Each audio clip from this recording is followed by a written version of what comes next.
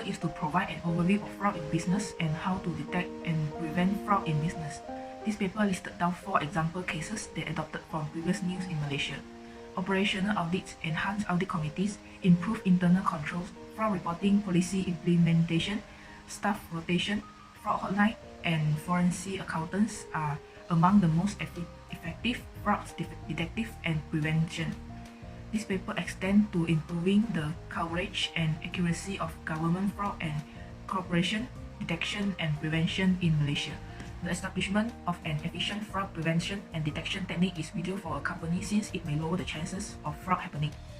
Manage messaging on intolerance for fraud practice, implementing transparent performance and pay system, which was before and ongoing testing, and most importantly, increasing fraud detection are examples of this strategy. According to a survey, 37% of worldwide respondents say fraud has occurred in their firm, and the number of economic crimes appear to constitute an continuing danger to enterprises and their business operations.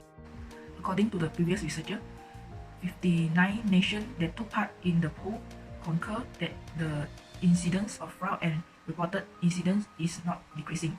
In reality, new forms of fraud occur on a regular basis, and issues that authorized and the general public perceive improper or fraud evolve as well. Now I will continue to the real case terminations. Case number 1 is Yo Teng and others versus Eripro Sdn Bhd. The law presumes that commercial agreement between sales and purchase, the defendant binding a contract with 2 distant parties at the same time, so the court will take action to halve the liability of connected parties. This case have referred to Bowler-Velkoch. Case number 2 is about Panasonic's appliance air conditioning Sdn Bhd versus Top Square Sdn Bhd and others. The law presumes of commercial agreement between manufacturers and service agents.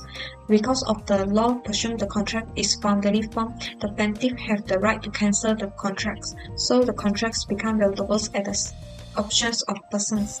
Case number 3 is about Dato Kan Artist and others versus Guan Leong Choice and others. The law presumes this case conduct filed on creditor issue. In this case, the parties influenced by descriptions may bring a claim against the parties. And case number 4 is Ong Leong Choice and others versus Curly Sdn Bhd and others. This case is about commercial agreement between projectors and clients. The filings, the corporate wells related in this case, and the relevant parties has wrongdoing their acts, and this case dismisses the appeals with cause.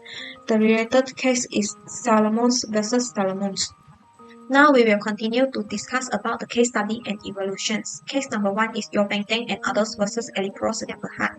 This is a fraud case about sales and purchase of property by a housing developer to the plaintiff without the registered proprietor permissions. Mr. Yo Teng is the first plaintiff. He bought a land and bungalow with amount 1,887,900 with Jana Vista Sdn Bhd, who was the first defendant. He also requests Papi Bank to reclaim the land from Bumiputra Commercial Bank with amount 566,370. After the payments, first defendant does not implement his promise to transfer the land and bungalow to Mr. Yo Teng, but he sold the land to Eripro Sdn Bhd, who was the third defendant, at the price of 340,844. So as the result, the case is considered as fraud case and the agreement was invalid. According to Section 304 of National Land Code, the registration of land by third defendants was unlawful and granted the first defendant returns with the amount of 314,844 ringgit to the third defendants. High Court has used the Act of Restitution to settle this problem, which to restoration for the agreements.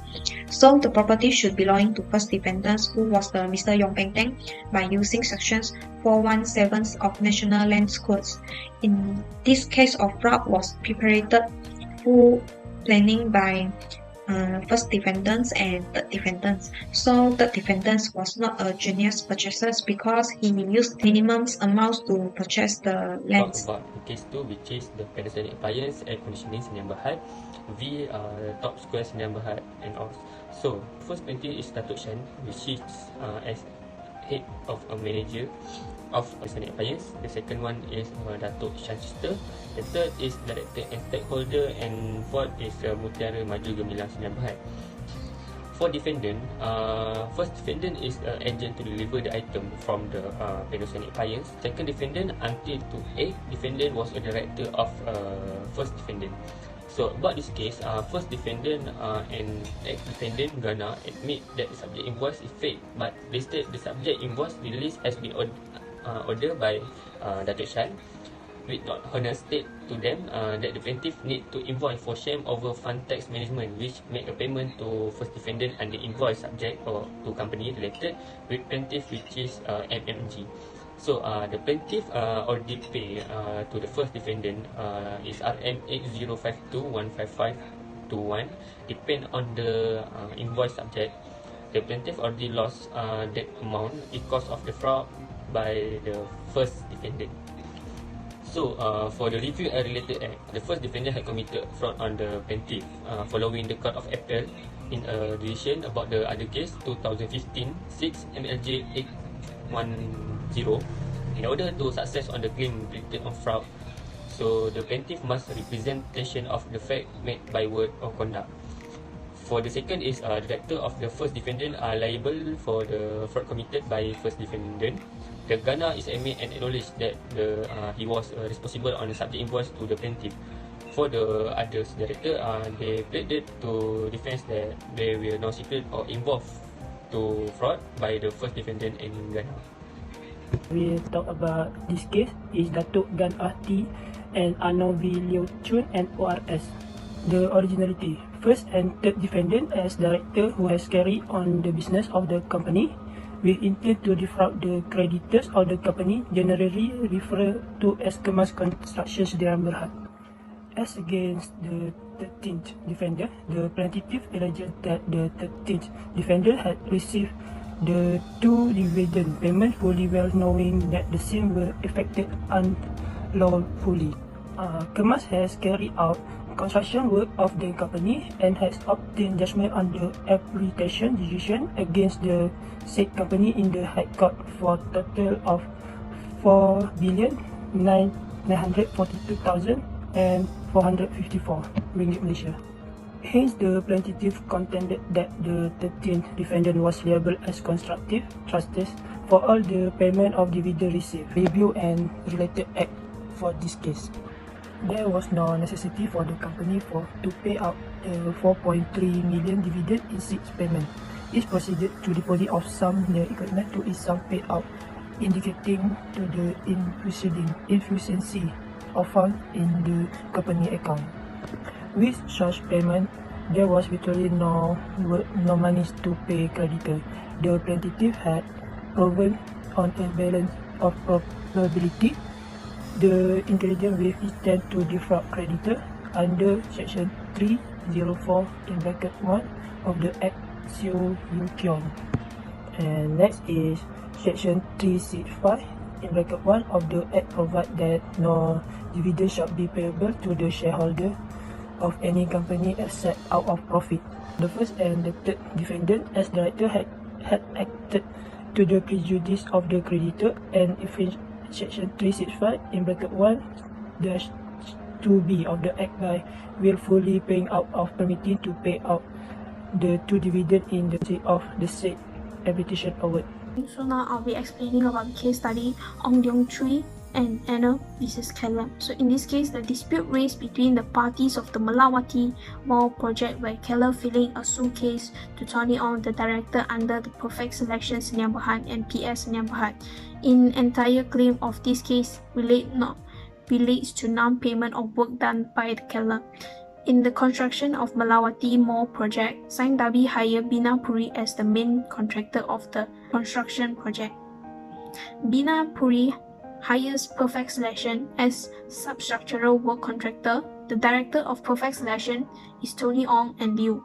The Perfect Selection subcontracted the substructural work to PS Bina, which has 3 directors, Chang, Tony Ong and Liu.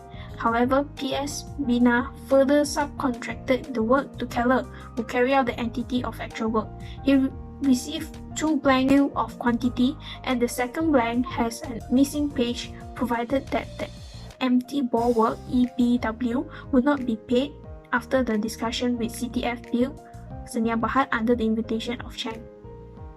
However, Keller does not aware of this fact and further received letter award from PS Bina in the sum of 17.6 million instead of CPF bill.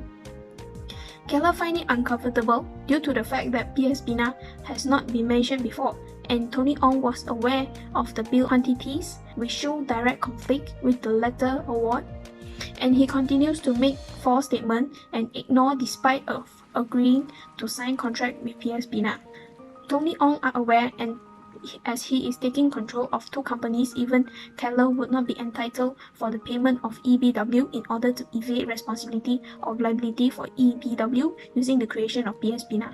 In this case, the theme is piercing the corporate veil, with the recognition of Shen to perpetrate a fraud basis distinguishes the theory from alter ego. The term pierce the corporate veil is the legal jargon in describing the action pursued against the company that leads to personal liability of owner, shareholder, or member whose corporate structure is disregarded. The existence of fraud, wrongdoing, or injustice is the biggest flag to determine pierce the corporate veil. So in most cases, it's due to the wrongdoing of the company or its owner, where at the same time that the owner fails to maintain the separate identity of the company due to several affiliated acting under the umbrella of a company, such as the same person control both the parent and subsidiary and uses the subsidiary company to mislead creditor or perpetrate fraud upon victim. The Court of Appeal announced there is veil incorporation, piercing doctrine independently to allocation of liability to fraud perpetrator, Tony Ong as the true director of company in Perfect Solution and PS Bina. A disguise of Perfect Solution and PS Bina company as a puppet in fraudulent activity controlled by Tony Ong as a puppeteer. Keller has been fraud by Tony Ong in paying existing liability using a reversive by dodging the payment for EBW. The finding of trial court that Tony Ong is fully aware of the fact no payment is going to pay from Bina Puri for EBW and uses PS Bina as a separate legal personality as the benefit to evade the debt, where PS Bina is formed to defeat or cancel Keller rights against Tony Ong. This view as disregard in fraud cooperative personality fortified by Section 21A of the Company Act 1862 based on Salomon v.A. Salomon, where Tony Ong should take the responsibility for EBW debt. Thank you. And lastly is conclusion. In perspective of fraud detection and prevention strategy, executive management and accounting in the public sector focus on the organizational audit, expand board committee function, international control analysis and enhancement, cash audit, fraud reporting policy, and staff rotation policy to be successful. Internal auditor and accountants in the government sector play a crucial role in the identification and prevention of fraud, according to this data. Password security, firewalls, antivirus software, detection sampling, and continuous auditing are some of the most common software or technologies used in the public sector to combat fraud. Whistleblowing policy, fraud hotline, and forensic accountant were even less regular employed, according to the data. To strengthen the public sector fraud prevention system, the government could probably offer additional fraud hotline, improving whistleblower policy, and establishing an investigation finance team. Are not alone, we go